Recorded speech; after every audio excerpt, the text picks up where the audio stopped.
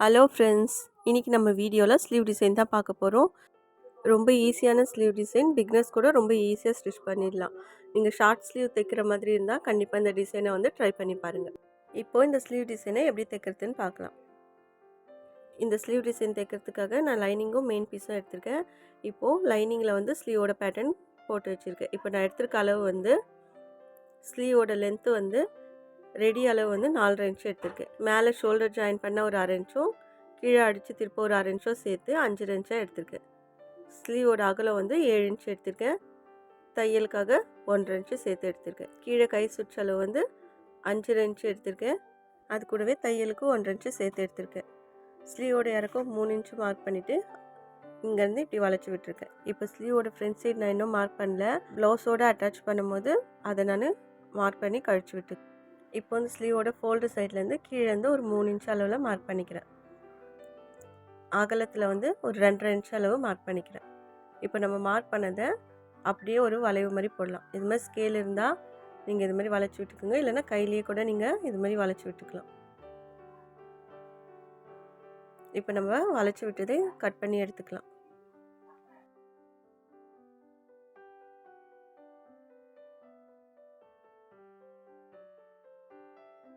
இப்போ நம்ம கட் பண்ண பீஸ் இருக்குல்ல, அந்த பீஸில் இங்கேருந்து 1 இன்ச் அளவு இது மாதிரி மார்க் பண்ணிக்கோங்க. மார்க் பண்ணிவிட்டு இங்கேருந்து இப்படி ஒரு வளைவு போட்டுக்கலாம். இப்போது இது மாதிரி வளைச்சி விட்ருக்கோம்ல, இதை கட் பண்ணி எடுத்துக்கலாம்.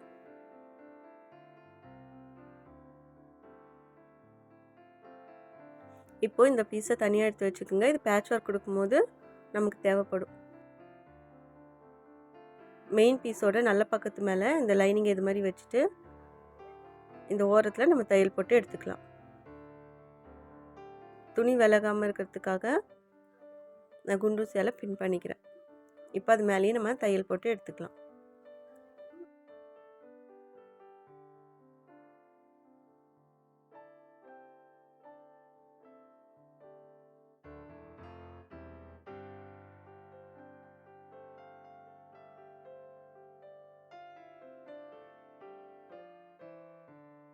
இப்போ நம்ம தையல் போட்டதுலேருந்து 1/4 இன்ச்சு துணி இருக்கிற மாதிரி விட்டுட்டு இதை கட் பண்ணி எடுத்துக்கோங்க.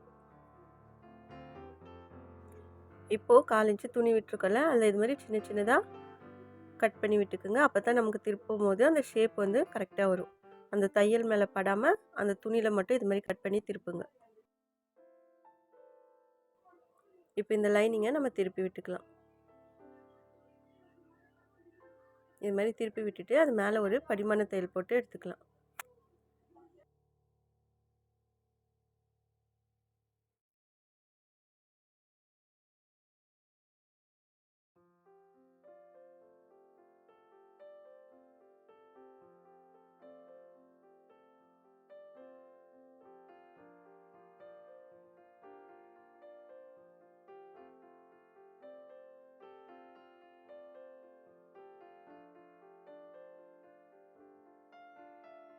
இப்போ படிமான தையல் போட்டதும் இந்த லைனிங்கை சுற்றி நம்ம தையல் போட்டு எடுத்துக்கலாம்.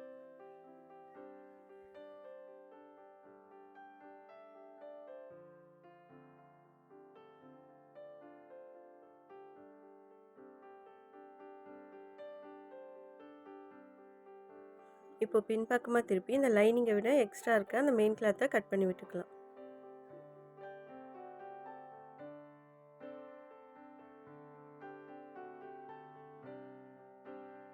இப்போ எக்ஸ்ட்ரா இருக்க அந்த ப்ளவுஸ் பீஸ் எடுத்துக்கோங்க. அதில் ஒரு 4.5 இன்ச்சு அகலம் இருக்கிற மாதிரி எடுத்துக்கோங்க. அதில் இது மாதிரி சின்ன சின்னதாக ப்ளீட் பிடிச்சி சென்டரில் நம்ம ஒரு தையல் போட்டு வரணும். இது மாதிரி ஒரு 1/2 இன்ச்சு அளவுக்குள்ளே இருக்கிற மாதிரி சின்ன சின்னதாக ப்ளீட் பிடிச்சிக்குங்க.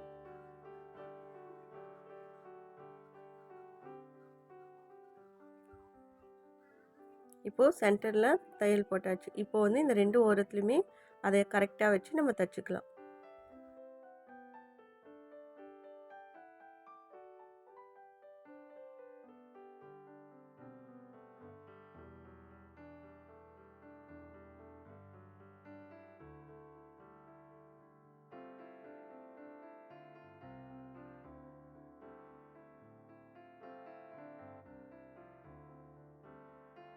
இப்போ நான் எடுத்திருக்க துணி வந்து ரொம்ப நழிஞ்ச மாதிரி இருக்குது. ரொம்ப லேஸாக இருக்குது. இதை அயர்ன் பண்ண கூட முடியாது. நீங்கள் வந்து இந்த டைமில் வந்து நம்ம தையல் போட்டு அயர்ன் பண்ணி எடுத்திங்கன்னா உங்களுக்கு நீட்டாக வரும். இன்னும் ஃபினிஷிங் வந்து நல்லாயிருக்கும். இப்போ நம்ம தைச்சதை நல்ல பக்கம் வந்து லைனிங் மேலே இருக்கிற மாதிரி இப்படி வச்சுக்கோங்க. வச்சுட்டு அதுக்கு மேலே நம்ம ஃபஸ்ட்டு ஒரு பீஸ் கட் பண்ணோம்ல, அந்த பீஸை இது மாதிரி வச்சுக்கோங்க. நம்ம சென்டரில் தையல் போட்டோம்ல, அந்த சென்டர் கரெக்டாக இருக்க மாதிரி வச்சுட்டு இந்த பீஸை வச்சுக்கோங்க. வச்சுட்டு இந்த ஓரத்தில் நம்ம தையல் போட்டு எடுத்துக்கலாம். கீழே அந்த வளைவு கட் பண்ணியிருக்கோம்ல, அந்த இடத்த மட்டும் தைச்சு எடுத்துக்கலாம்.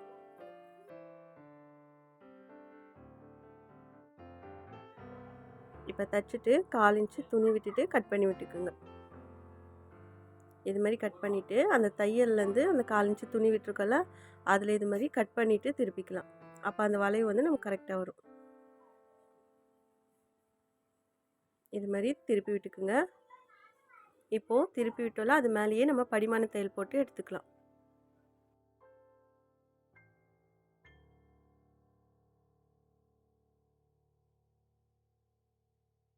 இப்போ இதை சுற்றி நம்ம தையல் போட்டு எடுத்துக்கலாம்.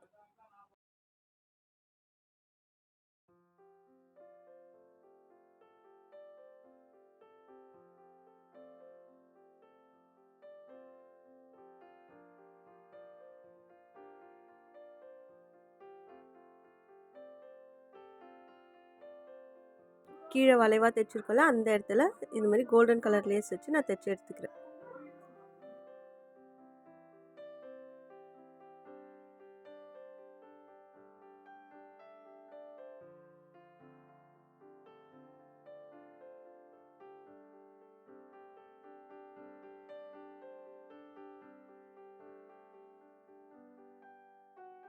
இப்போ அந்த ஸ்லீவோட சென்டரில் கரெக்டாக நம்ம தையல் போட்டிருக்கோம்ல, அதோட சென்டரும் கரெக்டாக இருக்க மாதிரி இப்படி வச்சுக்கோங்க. வச்சுட்டு நமக்கு எந்த அளவுக்கு அந்த துணி தெரியணுமோ அந்த அளவுக்கு இப்படி இறக்கி விட்டுக்குங்க. கரெக்டாக செட் பண்ணிவிட்டு அதையும் நம்ம தையல் போட்டு எடுத்துக்கலாம்.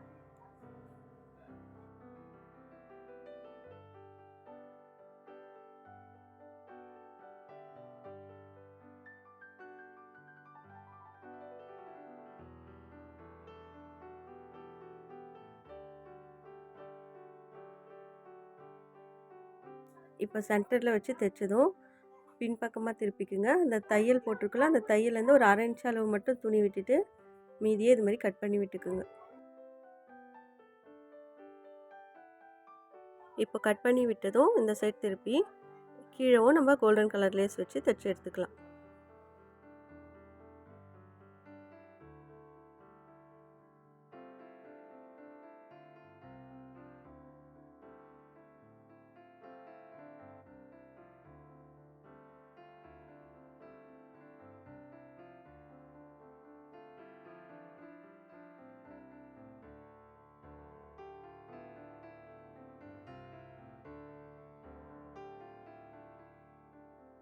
இப்போது இந்த இடத்துல ஒவ்வொரு ஃபோல்டிங்க்கும் நம்ம ஒரு மணி வச்சுக்கலாம். நீங்கள் கையிலையும் தைச்சி விட்டுக்கலாம். அப்படி இல்லைன்னா இது மாதிரி க்ளூ வச்சுட்டும் அதில் ஒட்டி விட்டுக்குங்க.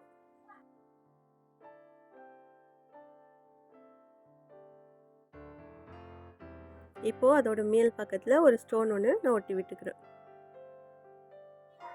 அவ்வளோதான், ரொம்ப சிம்பிளான ஸ்லீவ் டிசைன் நம்ம தைச்சி முடிச்சிட்டோம். ஷார்ட் ஸ்லீவ் வைக்கிற மாதிரி இருந்தால் கண்டிப்பாக இந்த டிசைனை ட்ரை பண்ணி பாருங்கள். இந்த வீடியோ உங்களுக்கு பிடிச்சிருந்தா லைக் பண்ணுங்கள், ஷேர் பண்ணுங்கள், சப்ஸ்கிரைப் பண்ணுங்கள். தேங்க்ஸ் ஃபார் வாட்சிங்.